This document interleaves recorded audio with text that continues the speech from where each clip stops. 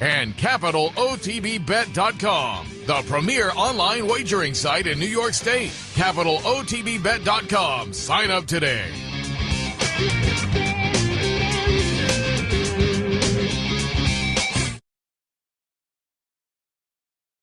On this Saturday morning, I'm Seth. Hey, wait a minute, we got the wrong background there. I got my little handy dandy. Let's see if I can magically make it happen. Oh, the button's not working. Oh, nope, that's still wrong. This is crazy live television. Bam! I'm multitasking out here. It is the Handicappers Report on a Saturday morning. Seth Merrow in studio, live via Zoom. Brian Nadeau. Brian, good morning. So much for that smooth transition, right? Good morning. Happy. That's right. We're waiting for the big race to go. And everybody back home. It is the holiday weekend, and a lot of fun racing-wise and whatnot. Had fun yesterday. We were on the road. Chris's Mid-City Tavern in Menands, and for folks who weren't watching yesterday, the longtime Menands branch has closed, but Chris's Mid-City Tavern is right there on Broadway. It's an easy bet.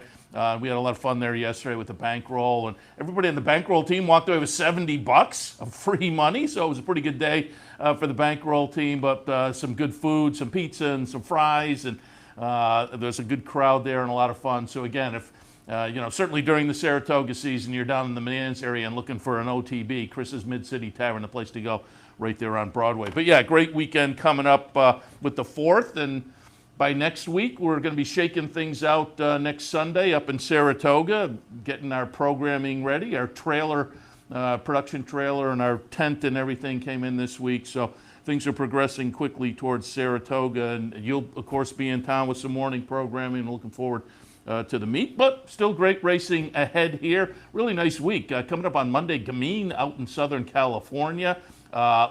Last night was the Iowa Derby with a little bit of an upset with Stiletto Boy getting it done, but Nick's Go, I thought, got sent out there for a confidence builder probably, and I think he got it in the Cornhusker.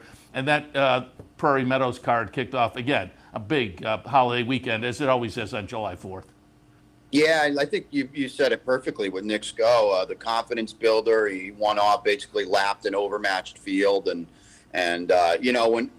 when he gets rolling and he gets his head, he's a really, really talented horse. Brad Cox has done a really great job with him. We saw it in the Breeders' Cup Dirt Mile. We saw it in the Pegasus. So back to battle with him, and I would think, Brad's got the Whitney circled after that. That's your summer goal when you're a serious handicap horse, and he seems to be. And we didn't really have a fair go of it in the Met Mile. He broke kind of tardily, and that was that. But back out to 2 turns, he's proven pretty unbeatable for Brad. So, I haven't talked to Brad, but I would think that Whitney is front and center, and that only adds to what should be a, phenomenal centerpiece race for the older division at Saratoga. And let's go back to last week. Speaking of the older division, Maxfield looked fabulous at Churchill on their closing night. A great card and great performances that you think will play into Saratoga. Maxfield looked good. They said after the race, given that he has that spotty record so far, didn't want to tempt fate by pointing to any race specifically, although they said they have some ideas, and you would think Saratoga would be in there. Latruska in the winner's circle, they mentioned the Personal Ensign, but weren't sure whether that would fit into their schedule exactly. Set Piece, I wouldn't be surprised to see him up in the 4-star Dave, perhaps. That was a big performance and a big ride for him. And on the 2-year-old scene, I said before the races, I thought the girls' division was stronger than the boys' division. I think it played out that way. Behave Virginia, of the girls, I would think you could see that one up at Saratoga and be a contender. The boys' race, it was a Pletcher winner, so that horse will be at Saratoga. I'm not sure how much I'm going to plug that horse in, though. And then over at Thistledown, the Ohio Derby, I thought my top pick was probably best in that race, King Fury, but Masca Parade was certainly a good winner in there. I just thought my King Fury had a little bit of a trip coming into the far turn where he had to kind of fade back behind a fading horse a little bit. Maybe, as I say, made him the best horse, but it was a big weekend last weekend. There's no doubt about it with the Churchill closing night that I think will play into Saratoga. Yeah, and you know what? I don't know if you saw it or not. Brendan did say, Brendan Walsh, trainer of Maxfield, he did say a day or two later that, the Whitney is our summer goal. So I think we're going to see Maxfield in the Whitney. He's been, I would think, admittedly from everyone, beating up on much softer, doing it the right way. That was an absolute blitz on the far turn in the Foster. And, he'll have to answer the bell. You and I will talk about Mystic Guide in a little bit, but Maxfield will have to answer the bell in the Whitney, but he's running fast now, and I think that bodes well for him.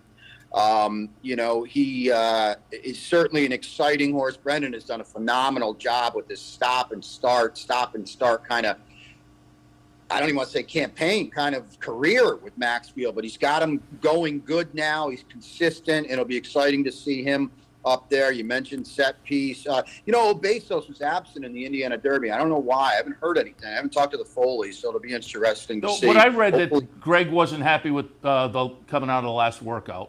Okay, wasn't more specific than that what I read. Okay, good/bad, but okay, so nothing maybe major going on there, and that's a positive. Because he was, that was the race that they were pointing to. But, yeah, you're right. The spacing set of those Churchill races is perfect for Saratoga. I mean, the 2-year-olds can run in the Schuylerville. They can run in the Sanford. You mentioned set piece in the 4-star Dave. If Brad wants to stretch him out, we've got the Sword Dancer, obviously. Latruska just keeps on keeping on. And I think maybe some people were skeptical about the 3 weeks from the Phipps to the race to the Fleur-de-Lis.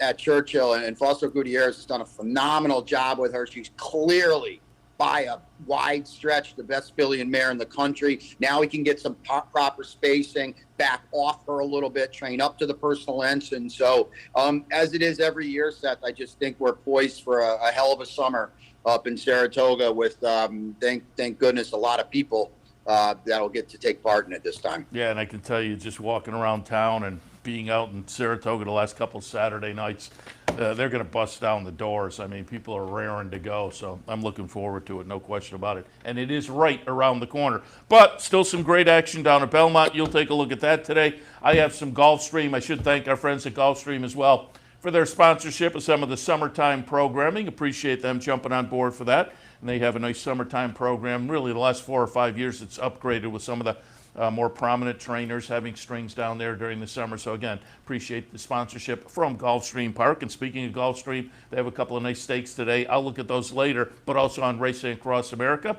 Ron Nicoletti will jump on board. And there's a nice day at Delaware as well. So we'll have Chris Sobosinski from Delaware Park will jump on board Racing Across America at 10 o'clock also. So tune in for that.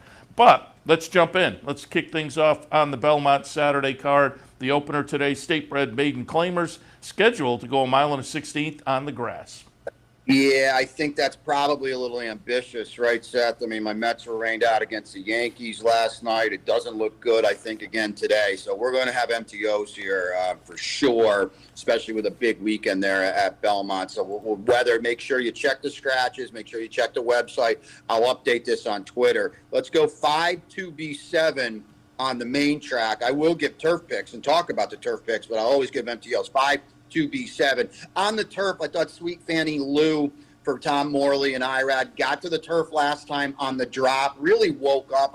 I've really been impressed with the job Tom's done, especially on the grass. I saw him a lot at Fairgrounds this winter and got to chat with him quite a bit. And it was the first time really kind of following him at close range. And I was impressed with the job he did and the horsemanship that he shows. And I thought Sweet Fanny Lou really ran well getting to the turf last time. Won't have to improve much, if at all. Irad is here taking over for Mike Luzzy, who's injured. I mean, a monumental jockey upgrade. We love the Luz, but come on. So I think Sweet Fanny Lou is a huge threat in here. Speed down inside with Mondeuse, with Jose Ortiz, and she'll certainly be going. But the turf, if they are on the turf, is going to have plenty of give to it, and that always worries me with a speed horse.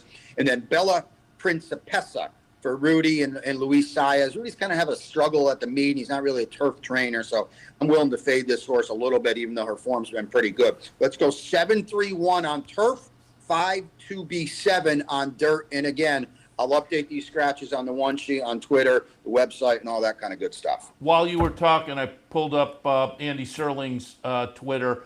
Races 1, and just about an hour ago he tweeted out, races 1 and 6 are off the turf, 8 and 9 remain on. So 1 and 6 off, 8, 9 still on. So we will progress with race number 2 at Belmont today. State-bred maiden claimers going 3/4 of a mile.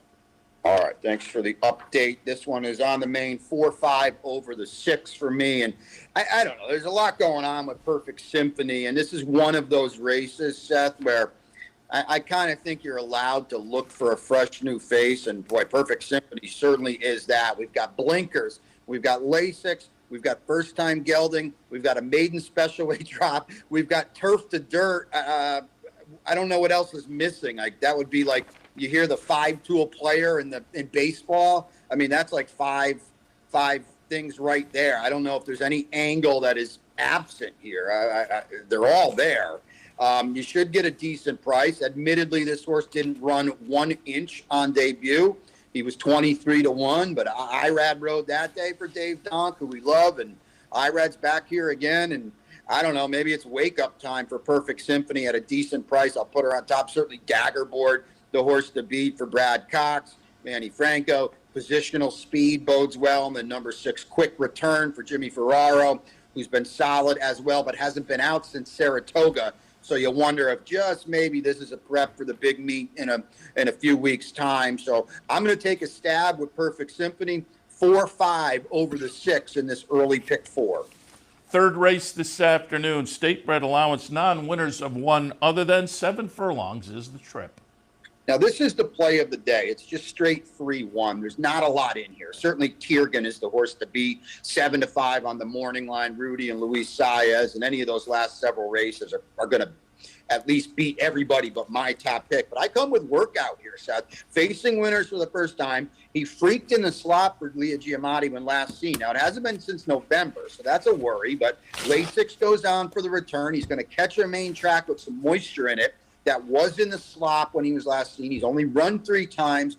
There's plenty of upside. And I would think an aggressive ride here from Jose Ortiz, and we always seem to get that. He's very, very in tune to what's going on, the flow of the race. Workout on the lead, might forget to stop over a group. Yes, the one-horse Tiergan is certainly going to be tough to beat, but with a potential pace, race flow edge, Lasix in an off-track, Workout is the play of the day, 3-1 on the morning line. You'll probably get a little less than that because there's really no one else you can bet in here except for Tiergan. So I just go straight 3-1, an aggressive exacta with a little backup underneath.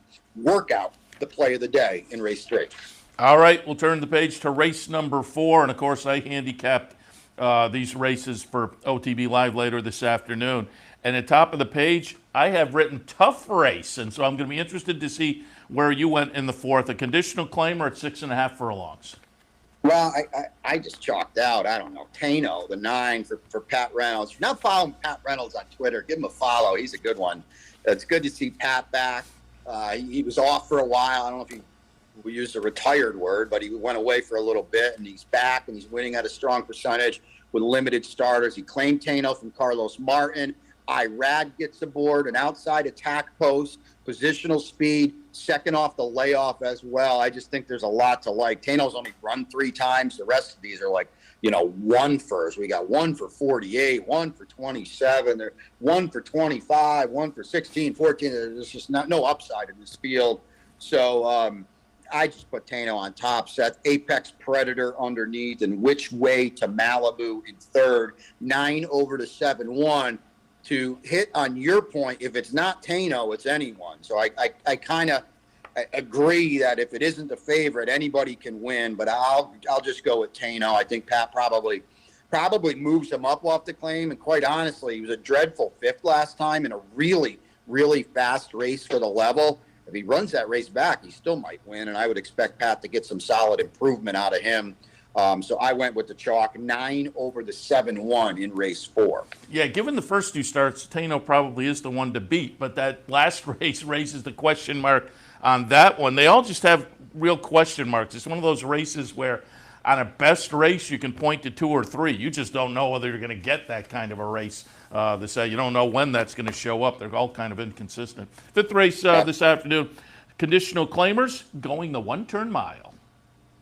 1-7 over the 2-5, Regality down inside. Another that figures to get a main track with moisture in it, and he absolutely freaked in the slop last time. The Steve Asmussen barn is really firing at Belmont. He won an off the turfer last time, so he's going to face a field today meant for the main track, so he probably got some easy pickings last time, but he certainly did it the right way. He's at the proper. He's in for 30. He won for 40 against State Breds last time. I don't think this is any drastic rise, even though he's facing winners. Put Regality on top. Good Culture, your 2-1 morning line favorite for George Weaver.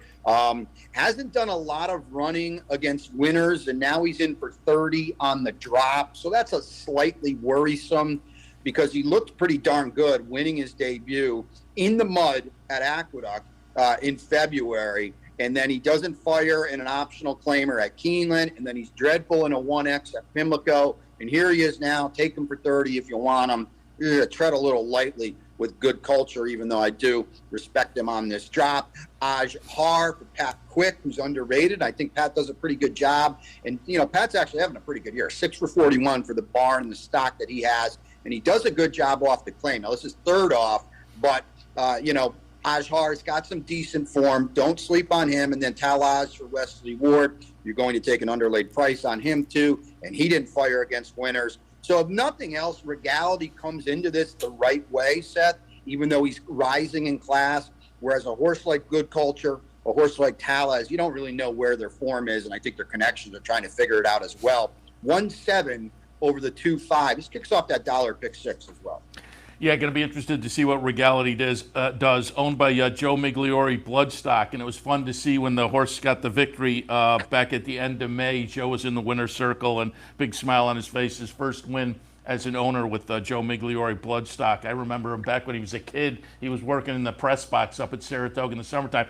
If folks don't know, Rich Migliore, the jockey's son, great guy, and was with West Point for a while and went off on his own a while back. And I think the winner's circle that day, if I'm not mistaken, Rob Masiello was in the winner's circle too. I think he has a piece of the horse also. So a couple of guys that we're friendly with and easy to root for in there. And as I say, it was fun to see after he got his first victory being off on his own. That had to be a special day.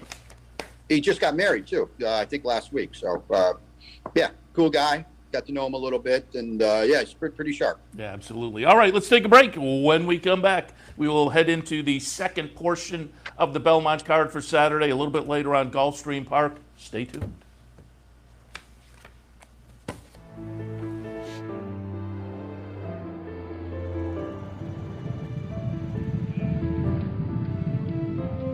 It's a photo finish. It's too close to home.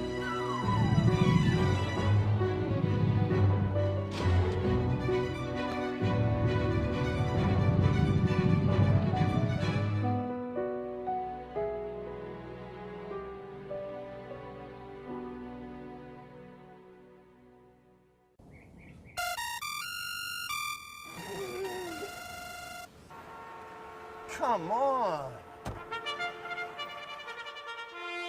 I want sales reports on my desk by Monday. Oops. My bad. Love racing? RTN brings you every live simulcast on your home television, plus live video streaming and race replays on your PC and mobile devices. To order, visit rtn.tv. RTN, a breed apart.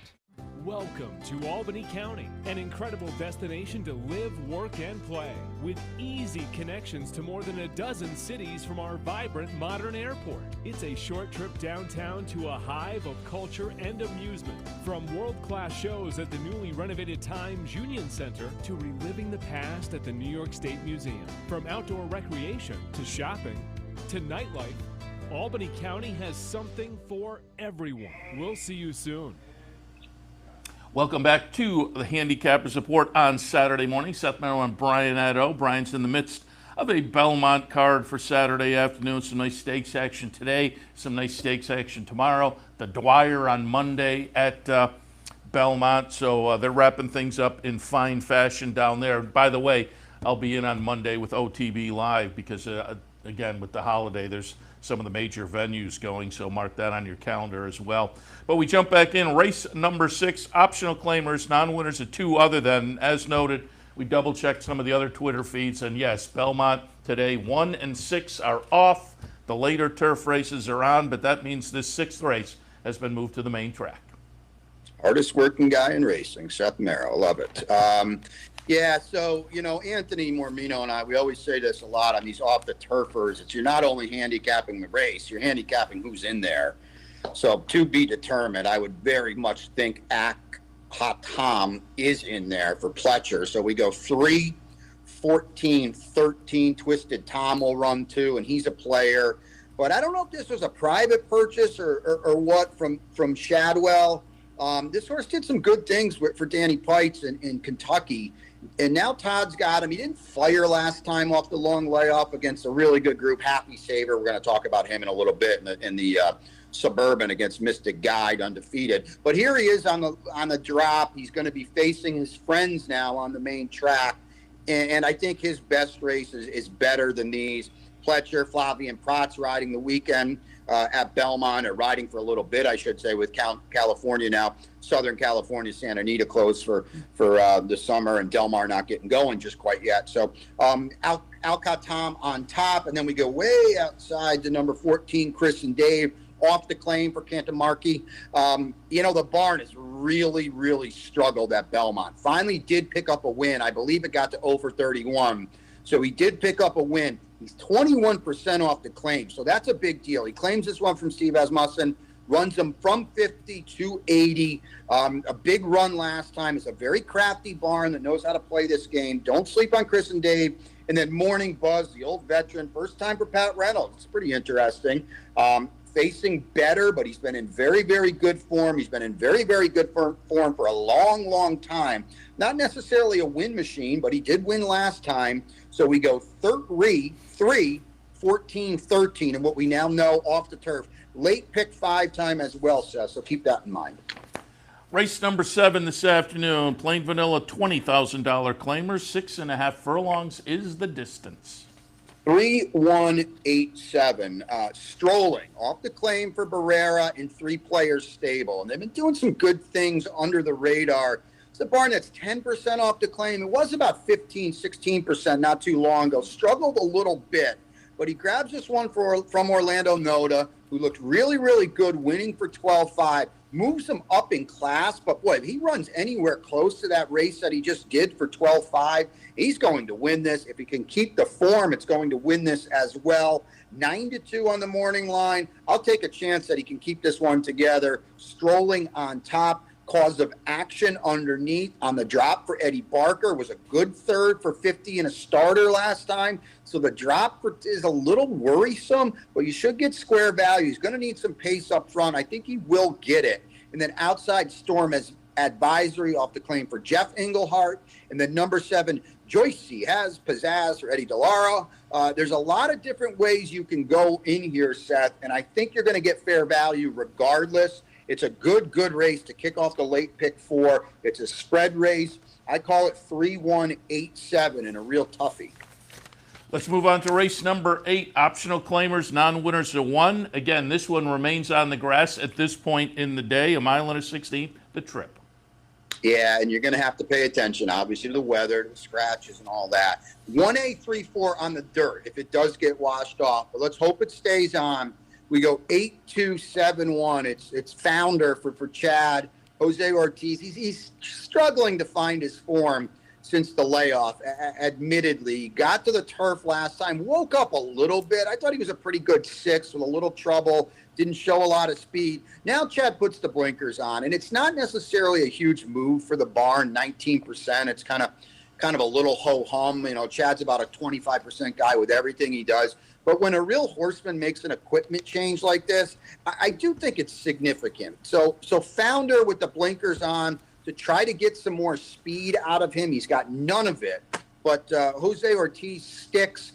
I'm going to try him at what should be a square price. He needs to move forward. I'm hoping he does. 3rd start of the form cycle, 2nd start on turf. I will put founder on top. And I also like him a little bit because there's going to be plenty of give in this turf course, and he's shown an affinity to pass some horses late. I think that bodes well, too. All the way down inside, Merrow Mission for Tommy Bush. A good second over Yielding Ground last time, and he's going to get some kind of turf course like that today. Saves all the ground, tactical speed, space launch, second Lasix for Christoph. But 5-2 on the morning line's a little light for me. I know he is a major player, probably the most likely winner, but just tread a little lightly at that kind of price. And then the 1, Munquad for Todd, ran pretty okay on a yielding surface last time behind Merrow Mission. He seems to be a horse that's trying to figure out his best trip here. He ran well 2 back, struggled a little bit last time, but I'm not going to give up on him just yet. It's another tough race set. This is a late pick 3, last pick 3 of the day. 8-2. 7-1 in the 8th.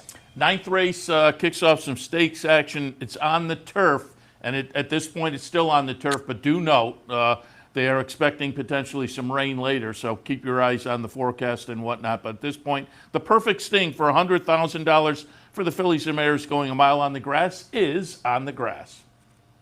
I would think they're going to do everything they can to keep this on the turf. If it is on the dirt, 3-8-4, but let's talk about the turf. And I think it's the right time, Seth, to try to beat Valladera. Chad Judmont, Joel Rosario, Grade 1 matriarch winner.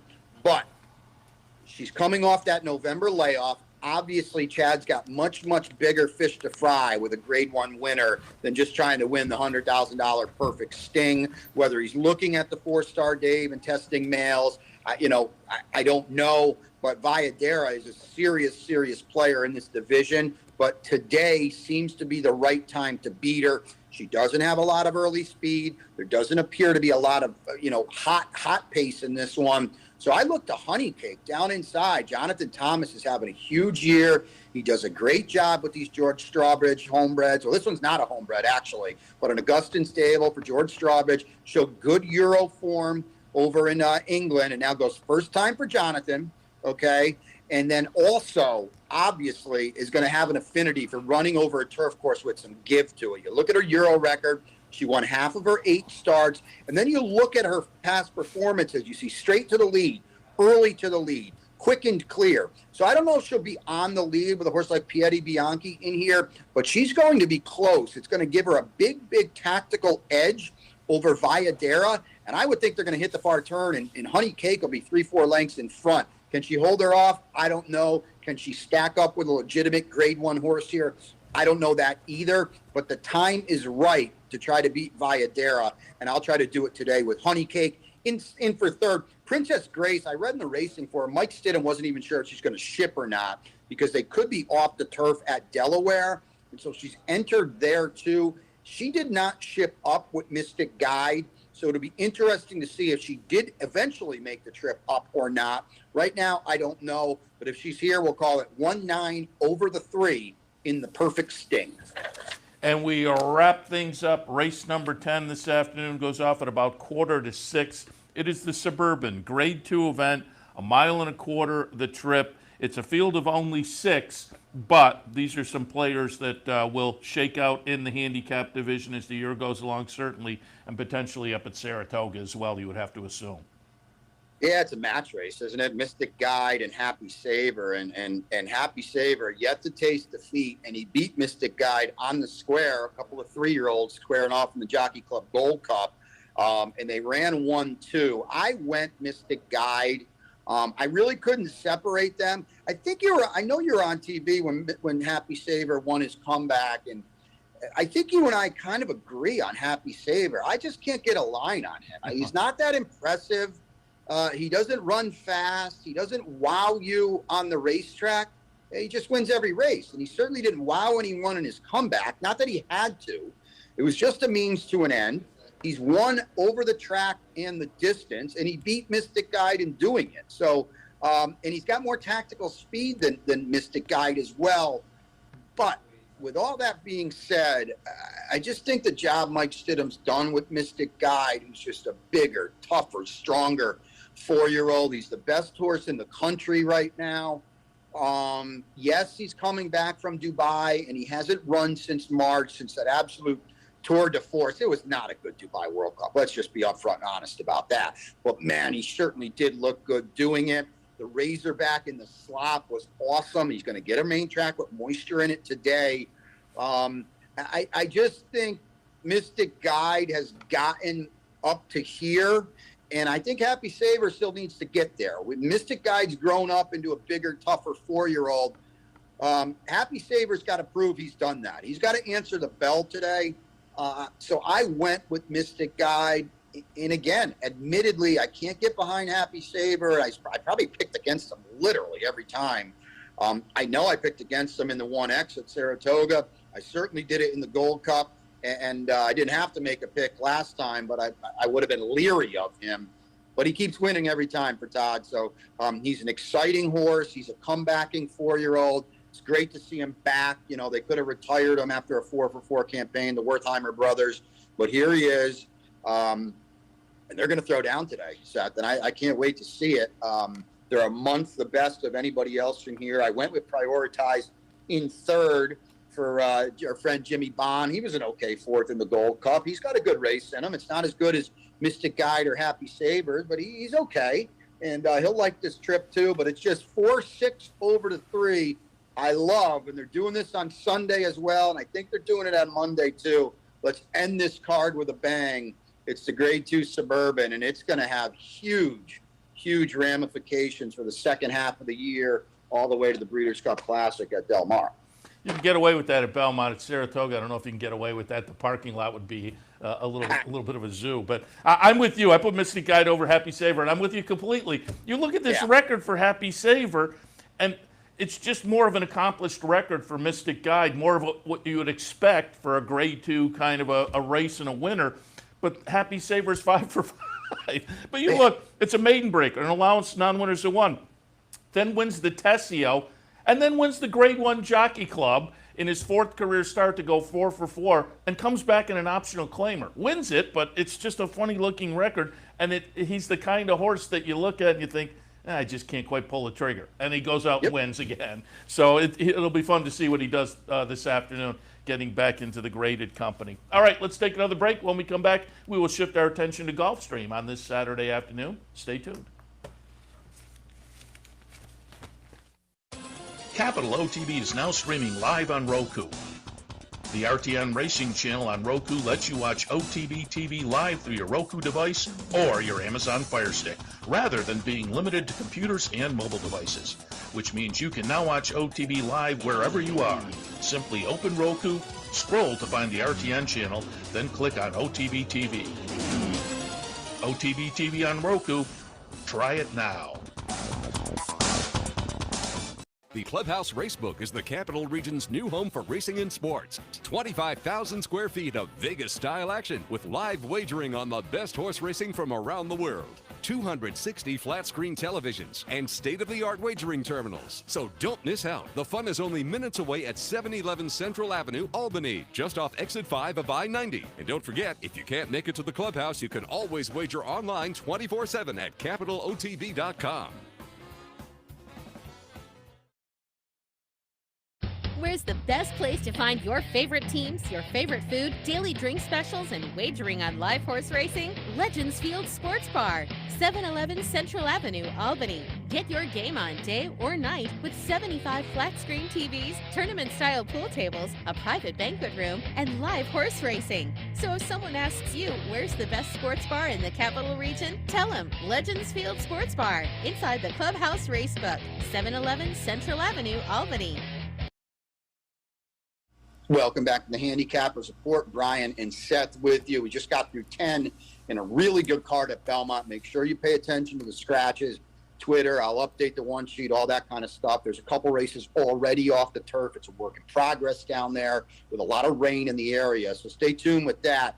I don't think there's any rain in the area at Gulfstream, but boy, it certainly came down. I'm still in Fort Lauderdale. It certainly came down hard yesterday. So I know Seth mentioned they're off the turf already on the Summit of Speed day at Gulfstream Park. But with that being said, the big races were on the main track anyway. I would think, and we'll have to see how it starts, but I would think by post time for those big races. It'll probably be a fast main track. As I look out my window here, it's a beautiful day in Fort Lauderdale. 12:20 post at Gulfstream, Seth, to kick off the biggest summer card of the meet down here. 12 races on tap, that big summit of speed. Like I said, we kick it off with an early pick 5 at 12:20. It's a state-bred special weight for the 2-year-olds, a snappy 5.5. Yeah, and Mark Hennig tweeted out they're all off the turf. I haven't gotten a confirmation for that from any of the other Twitter feeds I've been looking at. I've looked at Nicoletti and Gulfstream themselves. So on the turf races, I'll still toss out both picks just to make sure. Although Mark is pretty, if you're going to go and trust the Twitter feed, Mark's pretty good. So I would assume That's the one. Off the turf is probably true. But as I say, and I'm just looking here a little more, and I'm not getting any absolute confirmation, but I'll give you both. But this one scheduled on the main track, and on the main track, obviously, 7, 3, 1, and 6. I'm looking forward to this. Spuntacular, the number 7 horse. This is a sibling to 1,000 Words, and if you remember that one, won the first 3 of the career for Baffert back in 2019, including the Los Al Futurity. Subsequently won the Bob Lewis. So 1,000 Words obviously had some precociousness and some talent. I'll use this one. Didn't attract much of a price, so I'm a little leery on that, and goes off at a 4-1 morning line. But I still think, you know what, I'll tilt in that direction with the talent in the breeding. Second slot, I'll take a look at Cajun's Magic. Just missed in the career debut, so that's a logical player with the experience under the belt. Some good workouts for Eye on the Candy, the number 1 horse. Trainer doesn't have much to go by as far as first out, but I thought the workouts signaled this maybe a 2-year-old that will be well met. 556 Champ, this one did attract a little bit of a price at OBS in March. Didn't quite live up to it in the debut, but I would think that's one of those debuts that puts some experience and some education into the horse, and we can build off of that in the opener at Gulfstream. 7, 3, 1, and 6. All right, early pick 4 time in race 2. 3-year-olds and up, it's a 2L. 6,250 is the tag, a 1-turn mile on the main track. 3, 4, 7, and 8, and the 7 and the 8 are probably the horses to beat, but they're both going out for lower percentage connections, and it's just hard to pull the trigger and feel really good. First off the claim for Excalibur, the 7. Second off the claim for Malibu Mandate. So I went with some higher percentage connections with horses that probably talent-wise, at least on the page, are a little behind those other 2. But Blankenstein goes out for Delgado, who's a high percentage guy down there. Well beaten at this level last time, but boy, that was such a poor race. It looks like an aberration. I'm going to tilt in this direction. Sammy Camacho on board. So again, we have higher percentage connections, both the trainer and the jockey, and we're getting 8-1 on the morning line. I'll lean on that, again, given the lower percentage of the more logical contenders. Load Up Mo also going out for Barbosa, higher percentage guy. Excuse me. I will tilt in that direction. Did finish behind Malibu Mandate last time, so I may be just kind of shooting myself in the foot here. I just find it hard to pull the trigger on trainers that are, 1 for the meet, 0 for the meet, 2 or 3 for the year, and so instead I went for the higher percentage guys in the second at Gulfstream. 3, 4, 7, and 8. Yeah, I'm with you there. Horses 1 for 15. I got to get past you, and he's 1 for trainers too. I'm with you wholeheartedly there. Main track here in the third, 12-5 maiden claimer. Fillies and mares 3 and up, 6 on that main track. My top pick's a little, or one of my picks in here that I think is interesting is similar to the horse I had in the first race that didn't attract much of a price but had some breeding. That's the number 8 in here, McGurley. I put that one down in the third spot, but could be interesting. And take a look at the price. The 9-2 is probably about right. If it floats up a little bit, it becomes more attractive. But again, I have it 7, 6, 8, and 9. Science on top. Has some positional early speed, and now that adds the blinkers back on. Had been on 2, 3 races back where this horse showed early speed. So I would assume they're trying to get back to that today, and maybe to Catch Me If You Can horse in here. The Joke's on Me has also shown some early speed, but they take the blinkers off of that one today. 7-pound Apprentice on board as well. So with the equipment switch and the 7-pound Apprentice, I wasn't quite sure what to make of the pace scenario here. and I'm hoping maybe Science sneaks away. But McGurley, the number 8 horse, this one has a sibling called She's a Bullet. Second in debut, then won the next 3 starts, and that included 2 stakes in Puerto Rico. There's a sibling called El Prof that won its career debut. But so there's some win early on the breeding, but debuts for a 12-5 tag. So I was a little dicey on that scenario. Couldn't leave it off, though. And again, we're 92 on the morning line. I would be far more attracted with this breeding if this horse started to float up from that. I don't know if that's going to be the case, though. This is not a particularly strong field. In the third at Gulfstream, 7, 6, 8, and 9. The fourth is exactly the same race as the third, except they go a mile. 12-5 maiden claimers, fillies and mares, that one-turn mile on the main track. 8, 5, 4, and 2. I put Sweet Actress on top. Couple of decent races compared to this field. Both were against better, but both were on the turf. I think perhaps the class drop is going to mitigate the surface switch. At least that's what I'm hoping. So I think this horse maybe has an edge on this group. Bunny Princess in the second spot has had 17 tries, hasn't gotten it done, hasn't even gotten a second place finish so far. But again, this is the kind of field where I'm looking at what this horse normally does versus the rest of the field. And I'm thinking, there's enough here to toss that one in at a 10-1 morning line. And Comicio, the number 4 horse, lightly raced, third place finish in the only start. Again, this is a race where I think you can go with a fresh or a fresher face, as it were. And this one, off of the debut, if this horse steps forward at all, maybe the one to beat as well. But in the fourth at Gulfstream, 8, 5, 4, and 2. All right, they sneak in another pick 4 here in the fifth. Now, we think, we're almost positive, but we aren't 100%. We think it's off the turf here. 3 and up, the tag is 10,000. Again, mile and a 16th, we think, 2 turns on the main track. Yeah, and I'll give the turf picks and talk a little more about the dirt picks because I think that's the likely scenario. But on turf, 6, 12, 8, and 10. 6, 12, 8, and 10 should it be on the turf. But on the dirt, which again seems more likely, 3, 7, 4, and 6. Feeling Dangerous comes off a win in and off the turf for last time to break the maiden at this price tag. I don't think this is a steep move into the same price with a B condition and seem to show an affinity for this type of a scenario off the turf. So Feeling Dangerous on top. Macho Real has been racing on the dirt and had a nice maiden breaker on the dirt last time, so a similar scenario to the top pick. And Bad Boy EJ in the third spot. There's some dirt races underneath, or there's a dirt race underneath showing on the page that's okay, but there are some dirt workouts that seem to indicate surface switch might be all right as well. Fifth at Gulfstream, on the dirt, 3, 7, 4, and 6. All right, we'll split the card here in the 6. Fillies and mares 3 and up, 62.5, 6,250 is the tag, 6 on the main track.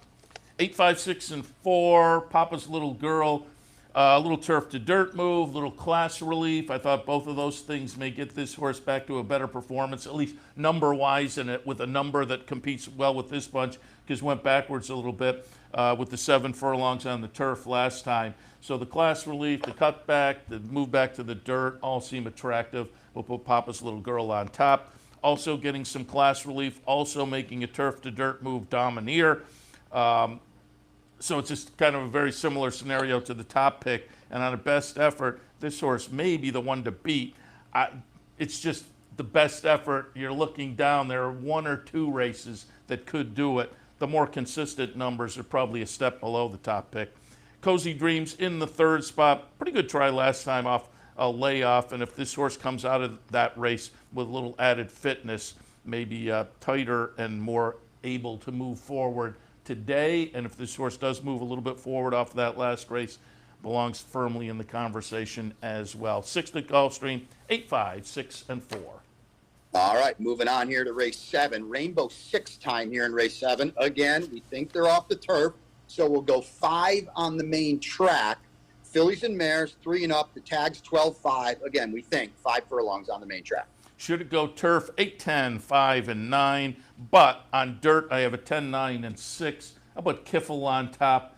Hasn't been seen since January on the turf, but has very good dirt races underneath. Seems to have plenty of early speed. The workouts aren't really saying much. The workouts aren't jumping off the page at me. But again, with the surface switch, I found this one interesting. Second slot, the Great Cath, the number 9 horse. The dirt race 3-back was not much to write home about, but last May, just about a little over a year ago, there was a dirt race that was a pretty good win.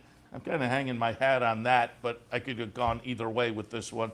And then Jay's Indian Charm, April Racing, Georgina Baxter, potent connections down there, particularly off the claim. You would have to think this one very live with that team, but they did claim the horse last September. I'm sure they weren't thinking, hey, let's claim and wait until next June or July to run. So there are some question marks to be answered despite the connections. But I think the surface switch is fine for this horse also. In the 7th at Gulfstream, 10, 9, and 6 on the dirt. Late pick 5 time in the 8th. This one will be on the main track, as it always was supposed to be.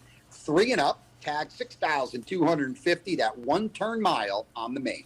5, 2, 4, and 8. I put Candy Crush'em on top. Just seems to be in some good form at this level. Was claimed 3-back. The 2 races since the claim, a win right off the claim, a decent little 3rd place finish last time. So again, in good form for a higher percentage trainer that has seemed to find the magic with this horse off the claim. Should be right in the thick of things again. Dark Ages actually finished in front of my top pick last time, the number 2 horse. So I think if you like one, you certainly have to like the other. I just think overall, Candy Crush'em typically shows a little bit better form. So I'm going to tilt in that direction. Dark Ages 2nd, and I Capote in the 3rd spot behind my top pick last time after showing some early speed and fading, but was claimed and moves into the barn of a very high percentage trainer off the claim. And just on that angle, you have to put I Capote in the mix. In the 8th at Gulfstream, 5, 2, 4, and 8. Late pick 4 time in the 9th. And make sure, we think this is off the turf again. I misspoke earlier. That 8.5 furlong race goes to a mile on the main track. This one goes to 7 furlongs if it is in fact on the main track. 3-year-olds and up, the tag 12-5. Again, we think 7 furlongs on the main track. Yeah, and if it does stick on the turf, 8, 12, 7, and 11. 8, 12, 7, and 11 grass. On the dirt, I have it 7, 2, and 4. I put Financial System on top. As the name indicates, you can see further down the page, was claimed earlier in the career away from Klarovich.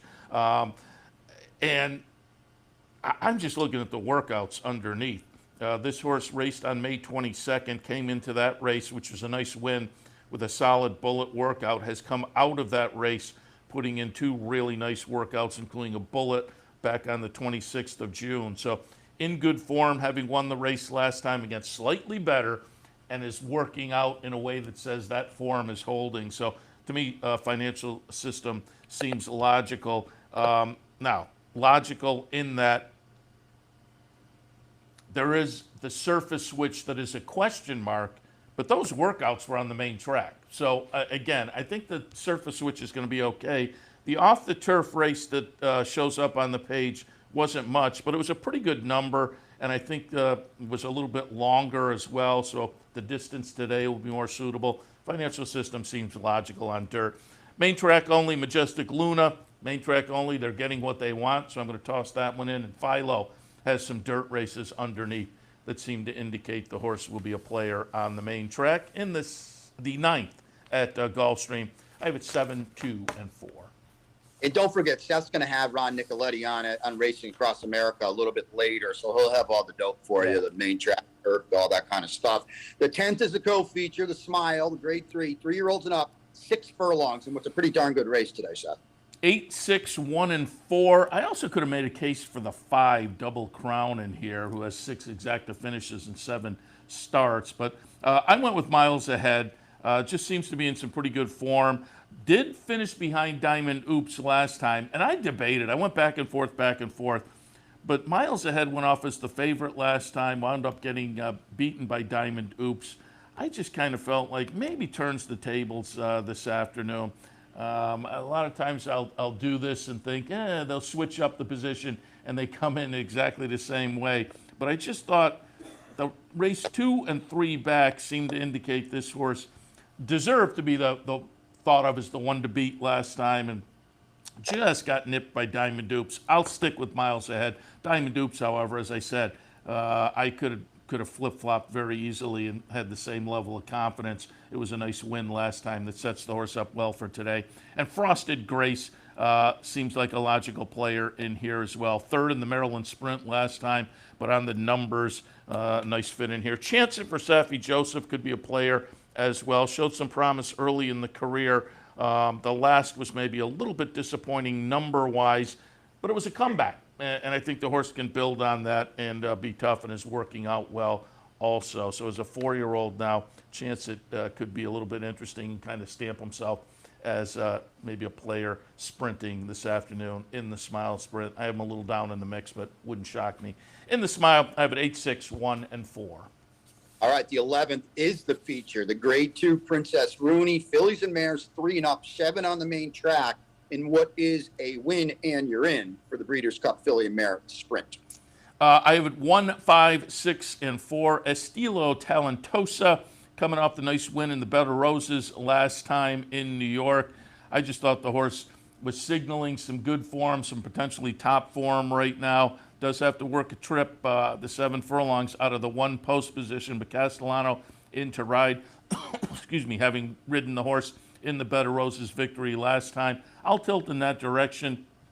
Going to be interested to see how the odds shake out. Cece comes in from Southern California as a really hard-knocking female sprinter out there.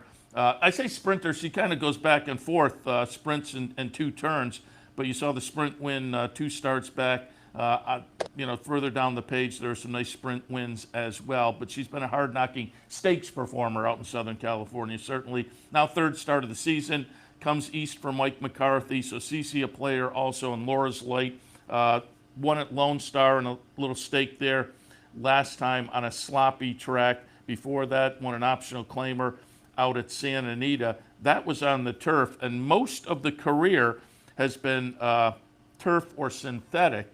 But that sloppy win at Lone Star last time was an off-the-turfer. So I found it interesting that Peter Miller elected to come east with this one off of that effort. And this horse could be a little bit of a player in here as well. In the 11th at Gulfstream, 1, 5, 6, and 4. All right, the finale is a $16,000 maiden claimer, 3 and up. We think this will be 7 on the main track at 6:08 in the PM. If it's on the dirt, 9, 6, 7, and 10. But on the turf, I'm sticking with the top pick. 9, 16, and 15. Mulsanne Run debuted on the dirt, ran 6th. That wasn't much, but that was against maiden specials. Safi Joseph, good going maiden special weight to maiden claiming. He's good with maidens in their 2nd start. I'll stick there, even with the surface switch, because again, the debut was on the dirt as well. Set Stell in the 2nd spot. Excuse me, that was my 2nd pick on the turf. I'm going now from 9, who again was my top pick, turf or dirt. Now I'm going out to the MTOs on the dirt track. Gurr and the Gladiator. They were both main track only entrants, so I'll go with them. So again, on the dirt in the 12th, 9, 16, and 15, all of which brings us to the end of the Saturday edition of the Handicappers Report. You can always check out the picks via the website. Go to capitalotb.com, click on the Handicapper Support link. Nice printable sheet there with the selections. Brian, always enjoy the conversation. Good luck this afternoon. And we are a week and a half away from seeing you on the network here up at Saratoga. But I guess next week we'll be in kind of a similar scenario, zooming in. But looking forward to heading up to Saratoga. It's getting closer and closer. Can't wait, buddy. Yeah, enjoy the holiday weekend. Be safe. Everybody back home as well. And I will see you up close and personal and sooner rather than later. Very good. We'll wrap it up for the Handicapper Support. Stay tuned. Up next, Racing Across America.